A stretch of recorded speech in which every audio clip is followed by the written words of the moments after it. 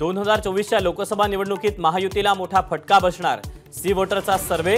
C वोटरच्या opinion पोलनुसार महाराष्ट्रात महायुतीला 19 ते 21 तर महाविकास आघाडीला 26 ते 28 जागांचा अंदाज।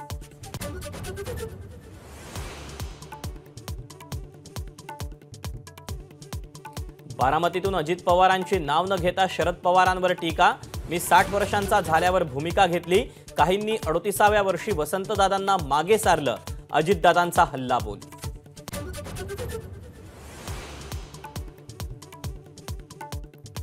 मुंबईच्या आझाद मैदानात 26 जानेवारीपासून जरांगेंचं आमरण उपोषण।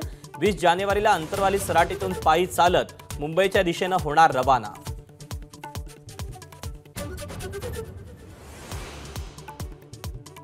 मराठा आरक्षणाबाबत सरकार सकारात्मक, मराठा समाजाच्या भावना कोर्टात मांडू, मुख्यमंत्र्यांची ग्वाही।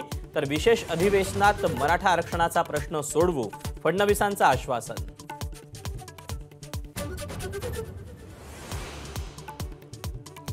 सलीम कुत्ता सोबतच्या पार्टीचं भाजपच्या पदाधिकाऱ्याकडून आयोजन। संजय राऊतांचा आरोप, व्यंकटेश मोरेचा फोटो दाखवून चौकशीची मागणी।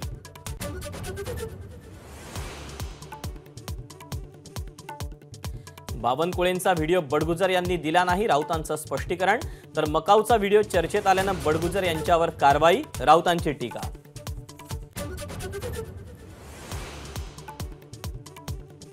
संजय राऊत रोज नवनवीन आरोप करतात, त्यांच्या आरोपांना उत्तर देण्याएवढा माझा स्तर खालावला नाही, फडणवीसांचा पलटवार।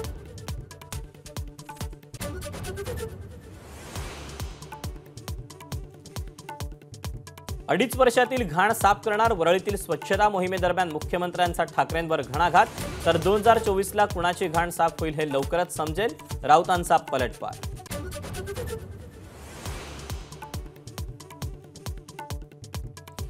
काँग्रेस नेते सुनील केदार यांची आमदारकी रद्द, विधिमंडळाची अधिसूचना जारी। जिल्हा बँक घोटाळ्याप्रकरणी केदार यांना 5 वर्षांची शिक्षा, सध्या रुग्णालयात उपचार सुरू।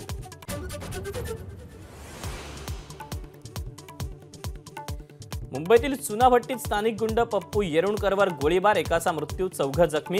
अंतर्गत वादातून हल्ला झाल्याची माहिती।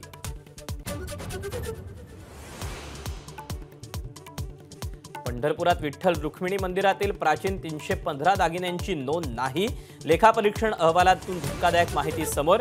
तर कोणताही दागिना गहाळ नाही, प्रशासनाचा दावा।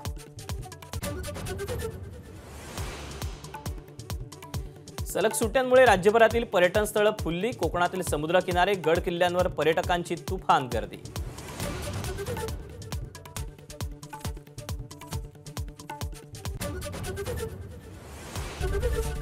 एबीपी माझा, उघडा डोळे बघा नीट।